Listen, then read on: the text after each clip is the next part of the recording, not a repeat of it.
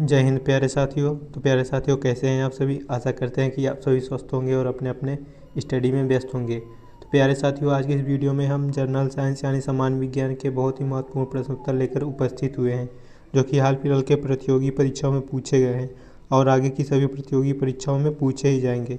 तो वीडियो बहुत ही नॉलेजफुल होने वाला है, वीडियो में अंत तक जरूर बने रहें। तो चलिए प्रश्न को देखते हैं। पहला प्रश्न है, ग्रीन हाउस प्रभाव के लिए उत्तरदायी गैस कौन सी है?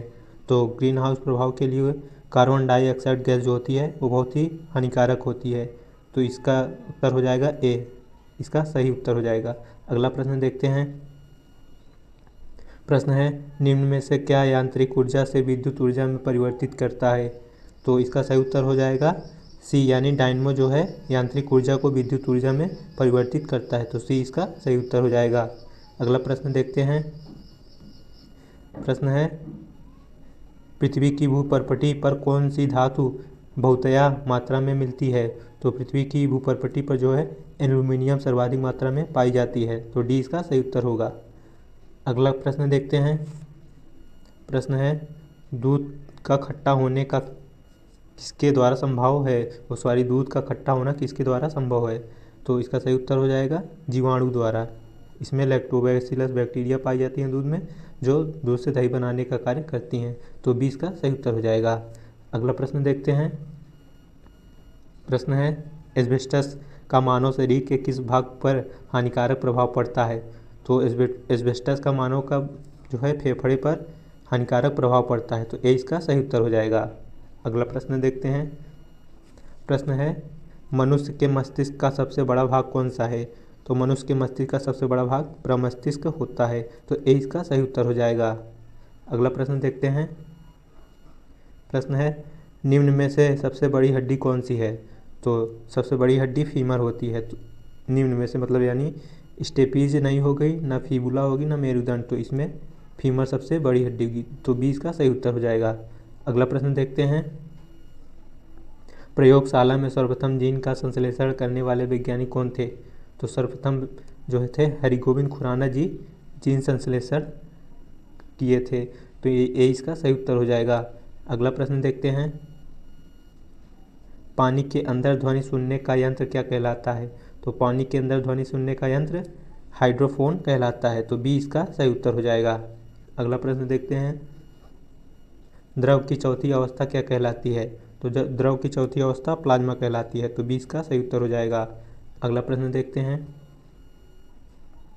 नाभिकीय विखंडन में ट्रिगर क्या होता है? तो नाभिकीय विखंडन में ट्रिगर न्यूट्रॉन होता है।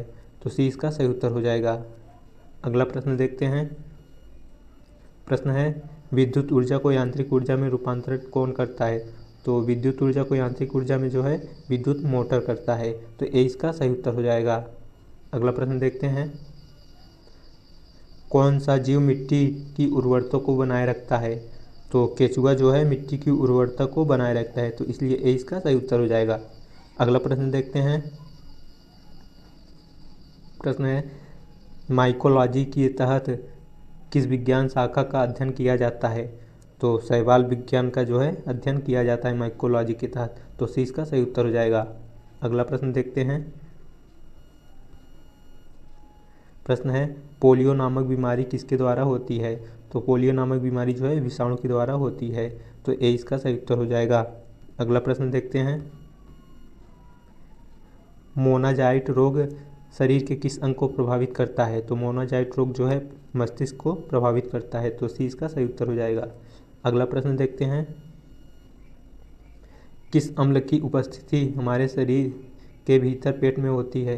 तो इसका सही उत्तर हो जाएगा हाइड्रोक्लोरिक अम्ल जो है हमारे शरीर में उपस्थित होता है। तो डी इसका सही उत्तर हो जाएगा।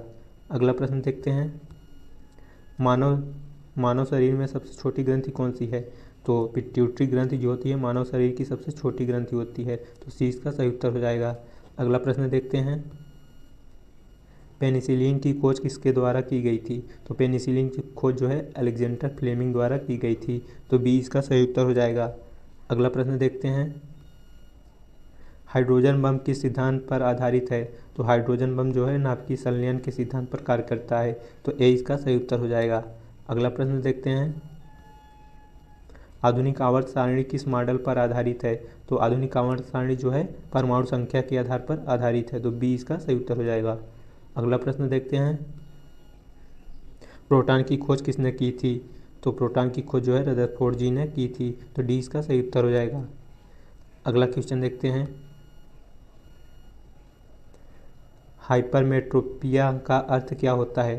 तो हाइपरमेट्रोपिया का अर्थ होता है दूरदृष्टि से दोष व्यक्तियों को जो होते हैं उनको हाइपरमेट्रिया कहलाते हैं, तो सी इसका सही उत्तर हो जाएगा।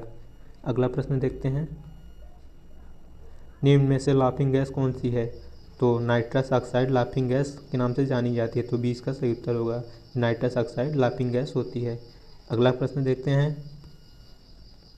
प्रकाश संश्लेषण की प्रक्रिया में कौन सी गैस बाहर निकलती है? तो प्रकाश संश्लेषण की प्रक्रिया में ऑक्सीजन गैस बाहर निकलती है, तो ए इसका सही उत्तर होगा। अगला प्रश्न देखते हैं, पेंसिल में क्या होता है? तो पेंसिल में जो है ग्रेफाइट उपस्थित होता है, डी इसका सही उत्तर होगा।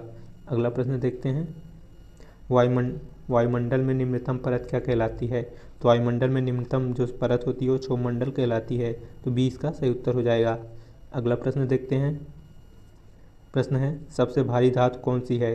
तो सबसे भारी धातु जो है ओस्मियम होती है, तो सी इसका सही उत्तर हो जाएगा। अगला प्रश्न देखते हैं, सोडियम को जल में डालने पर कौन सी गैस निकलती है? सोडियम को जल में डालने पर हाइड्रोजन गैस निकलती है, तो बी इसका सही उत्तर हो जाएगा। अगला प्रश्न देखते हैं, जूल किसकी इकाई है? तो जूल जो होती है ऊर्जा का इकाई होती है। तो ये थे हमारे 30 प्रश्न जो इस वीडियो में कवर किए गए हैं। आशा करते हैं कि वीडियो आपको पसंद आई होगी, तो चैनल को सब्सक्राइब और वीडियो को लाइक करना ना भूलें। धन्यवाद।